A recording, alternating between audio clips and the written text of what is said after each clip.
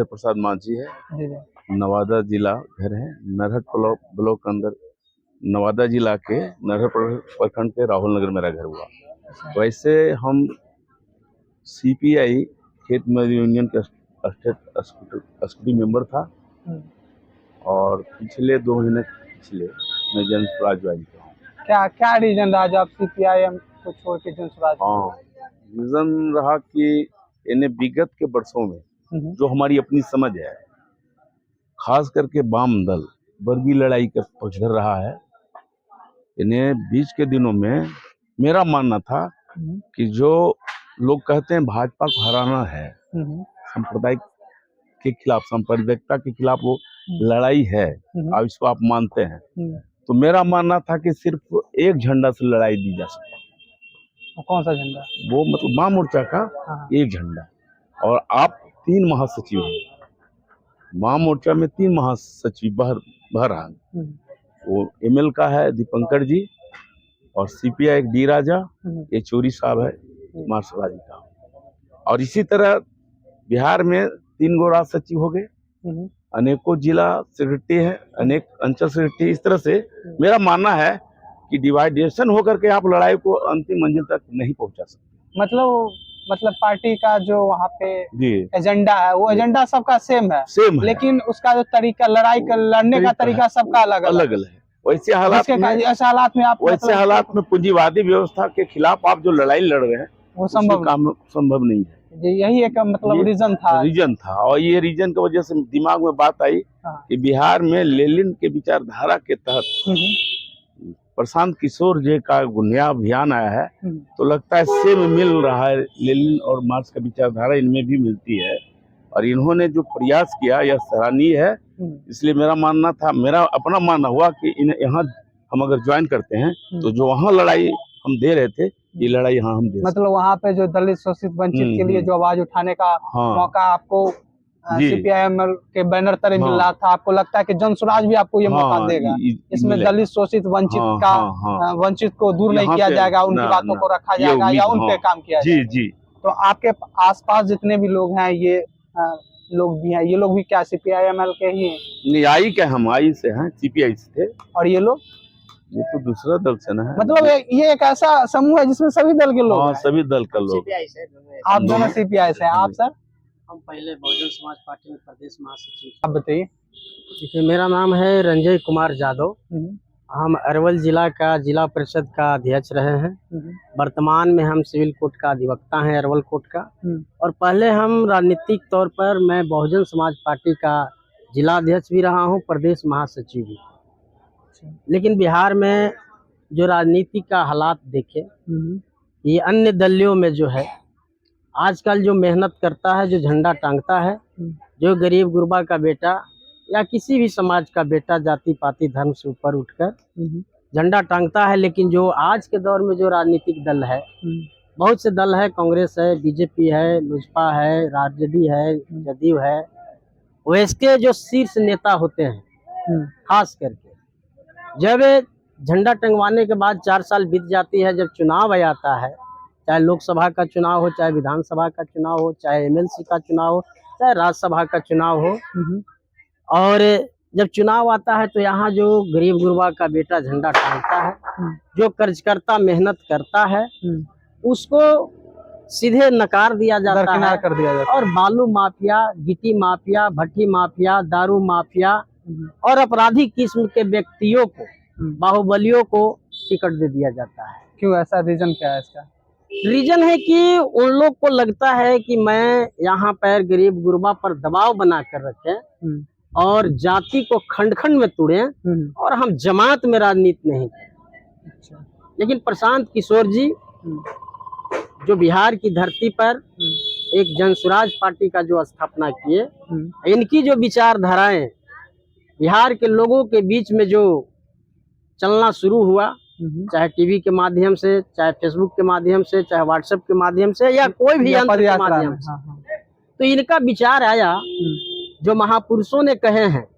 आप देखे होंगे कि 23 मार्च 1956 के आगरा के मैदान में अंतिम भाषण में अपने भीमराव अंबेडकर जी बोले थे, ये देश के वासियों, आप अगर आसपास के लोग अगर अशिक्षित है तो जाति पाति मजहब भेदभाव धर्म छुआछूत की भावना से ऊपर उठकर आप उसको शिक्षित करने का काम करो, संगठित करने का काम करो और हक के लिए और सामूहिक होकर लड़ने का काम करो। पहले उसको शिक्षित कीजिए जाति पाति मजहब से ऊपर। तो आप प्रशांत किशोर जी का यहाँ देख सकते हैं, जो जन सुराज जो लाए हैं, यह जन सुराज जो बिहार राज्य के पटल पर जो लाने का काम किए, सभी दल से हटकर इनका जो विचार है और नीति और सिद्धांत है, इन्होंने उस पुरुष का कहे हुए बात को, मार्ग को, इन्होंने महापुरुषों को बात को आगे बढ़ा रहे हैं, नहीं कि ये कोई इनका अपना निजी सोच है। ये पीछे जाकर हम देख सकते हैं इतिहास को। और इन्होंने जो है जाति पाति मजहब धर्म से ऊपर उठकर, छुआछूत की भावना से ऊपर उठकर, कोई भी बिहार में किसी भी झुग्गी झुपड़ी में बसने वाले लोग या महल में बसने वाले लोग या खपड़ेल में बसने वाले लोग या करकट में बसने वाले लोग, उन लोग को इन्होंने जगाने का काम कर रहे हैं कि आपकी जो हकमारी हो रहा है। प्रशांत किशोर जी भी ऐसा नहीं है कि उनकी जरूरी थी, वह सभी चीजों से समर्थ है। ये बातें तो बीएसपी जो बहुजन समाज पार्टी है, बहन जी का भी है, तो समाज के सभी लोगों को, सभी शोषित दलित वंचित के लिए, और पूरे बिहार में, पूरे इंडिया, बिहार नहीं पूरे इंडिया में देखा जाए तो अभी भी जो दलित शोषित और वंचित का सबसे बड़ी अगर कोई लीडर में तो बहन जी उसमें आती है। तो ऐसा क्या कारण हो गया जो अब बीएसपी को छोड़ के प्रशांत जी के ये मेन मुद्दा। अब हम बताना चाहेंगे, जो आप जो मैं बता रहा हूँ। हाँ, आप बोल रहे हैं कि मायावती जी उसी मार्ग पर चलने वाले हैं। उसमें नारा है सर्वजन हिताय सर्वजन सुखाय नारा है, और कथनी और करनी दोनों में बहुत फर्क है और बहुत ही अंतर है। आप उसमें अंदर जाके देखिएगा तो पता चलेगा कि सर्वजन हिताय है कि सर्वजन सुखाय है, कि एक किसी एक का सुखाय है। ये भी देखने को वहां मिलेगा। किसी एक पर फोकस किया जाता है और दूसरों को केवल उपयोग और यूज किया जाता है। अच्छा, एक आप बीएसपी के नेता हैं, बीएसपी के आइडियोलॉजी में आपका विश्वास है। अब हमको यूपी का एक दो चेहरा जो खुद को दलित का अपना नेता बताता है, एक आकाश आनंद है और एक चंद्रशेखर रावण, दो चेहरा। तो आपको क्या लगता है कि इन दोनों में, चंद्रशेखर रावण और आकाश आनंद में ज्यादा करीब कौन है, जो मतलब दलित शोषित वंचित के बातों को सांसद को उठाता है? देखिए, करीब होने का मकसद नहीं है। देखिए, आप जो बोल रहे हैं कि किसके झुकाव है, तो झुकाव नहीं, वह तो अपने भाग में बट गए, मतलब वहाँ तोड़ दिया गया। आप कमजोर ऐसे ही हैं। अच्छा, वहाँ पे मतलब वही आकाश आनंद हो या ये हो, वहाँ भी चेहरा को तोड़ा ही गया, बस तोड़ा गया, खंड खंड में बांट दिया गया। लेकिन यहाँ लड़ाई नहीं लड़ रहा, लेकिन जन सुराज जो है, जो हमारे सूत्रधार हैं, वह जो है एक जमात की राजनीति करने चले हैं।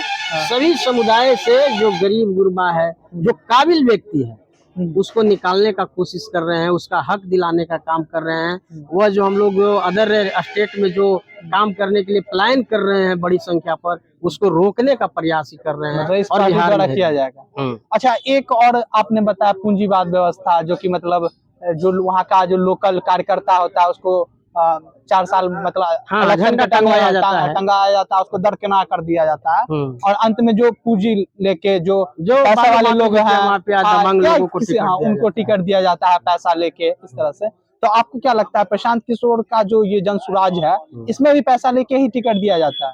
अब तो 4 गो उपचुनाव 4 सीट पर है, रामगढ़ है, तरारी है, बेलागंज है, इमामगंज। आप लोग देख रहे होंगे, चाहे कहीं पूरा यहाँ की जनता या पूरे देश की जनता देख रही है कि कहीं भी बालू माफिया या अपराधी किस्म को टिकट दिया नहीं, कहीं भी ऐसा हल्ला हुआ कि पैसा पर टिकट बिका? अभी तक तो मतलब ये संज्ञान में नहीं है। तो समझिए, आशा भी कीजिए और विश्वास भी कीजिए कि आने वाला समय में भी इसी तरह से स्वच्छ राजनीति की ओर बढ़ रहे हैं। मतलब यहाँ स्वच्छता और पारदर्शिता दोनों है, जिसके कारण आप लोग बीएसपी छोड़ के जन सुराज के और मैं प्रशांत किशोर जी के नीति और सिद्धांत और विचार पर हम लोगों ने विश्वास जताया है। अभी वो ऐसा कौन 5 मुद्दा है जो जन सुराज जिस पर काम करेगी? बहुत से ऐसे आज अभी बहुत अहम मुद्दा अगर है तो बिहार के गांव में झुग्गी झोपड़ी में जिसको शिक्षा से वंचित है, जो स्कूल जाने में समर्थ नहीं है, जो स्कूल जा भी रहा है तो खिचड़ी काट कर घूम रहा है, लेकिन जन स्वराज जो है वह उसे बेहतर शिक्षा देने का काम करने का वादा कर रहे हैं और जो गरीब गुरबा है उसको पढ़ाने का और शिक्षित करने के लिए यह अहम प्रयास कर रहे हैं और जन स्वराज करेगा ही। मतलब शिक्षा यह अहम है और शिक्षा से ही हम आगे विकास करते हैं। आज कोई भी अगर बढ़ा है, अगर गुदड़ी का लाल भी होता है कहा जाता है तो वो शिक्षा से ही बढ़ता है। मतलब आज महापुरुष को भी देखिए जो शिक्षा से ही आगे गए हैं, जो गरीब गुरबा के घर से। और रोजगार के लिए आपका क्या? रोजगार के लिए जो हमारे जन स्वराज के जो प्रशांत किशोर जी सूत्रधार हैं वो हमेशा देखे होंगे कि बोल रहे हैं कि जो प्लान है वो हम रोकेंगे और जो विकास की बात है, जो युवाओं का जो रोजगार की बात है, हम बिहार के धरती पर वैसा फैक्ट्री खोलने का काम करेंगे जो बाहर जाने का काम नहीं करेंगे। मतलब स्थानीय स्तर पर यहाँ रोजगार का व्यवस्था करवाया जाएगा। दो अहम मुद्दा है, शिक्षा और बेरोजगारी। रोजगार और तीसरा सबसे बड़ा मुद्दा जो यहाँ पे है, जो यहाँ के लोग कास्ट दे के वोट करते हैं। नहीं, तो जो बुद्धिजीवी हो गए तो इस चीज को आप कैसे तोड़िए? हाँ, इस चीज को कैसे आप देखते हैं कि क्या लोग कास्ट रिलेटेड? तोड़ने का चीज एक चीज है, हम लोग सभी समुदाय में जाति पाति मजहब से ऊपर उठकर उनको जो है सभी दलों की बात को रखते हैं और बताया जाता है कि आखिर क्या मजबूरी हुआ कि बिहार के लोग तीसरा विकल्प खोज रहा है। अच्छा। और इसीलिए जो है आप देख सकते हैं आरजेडी का ही सवाल देख लीजिए या चिराग पासवान जी को देख लीजिए। लोजपा में कौन ऐसा व्यक्ति है जो जहिना से लोजपा बना एक भी पासवान का टिकट मिला? कोई उठा के देख लीजिए। जब से लोजपा बना बता दीजिए कि किसी पासवान समुदाय के उनके परिवार से छोड़कर, उनके हितैषी से छोड़कर किसी अन्य पासवान को टिकट दिया गया है? अगर बताइए सुरक्षित ही है। आरजेडी के लोग हैं, वंशवाद में निहित है। कोई अगर दूसरा जादू का अगर बढ़ने का कोई मौका दिया गया है तो बता दीजिए। वो तो तोड़ने का बहुत है और उसको समझाने का बहुत है। और जदयू में भी देख लीजिए, जदयू तो अपने राजनीति कर नहीं रहे हैं, वो हमेशा दूसरे के सहारे कर रहे हैं, कभी ललटेन पर तो कभी कमल पर। अच्छा।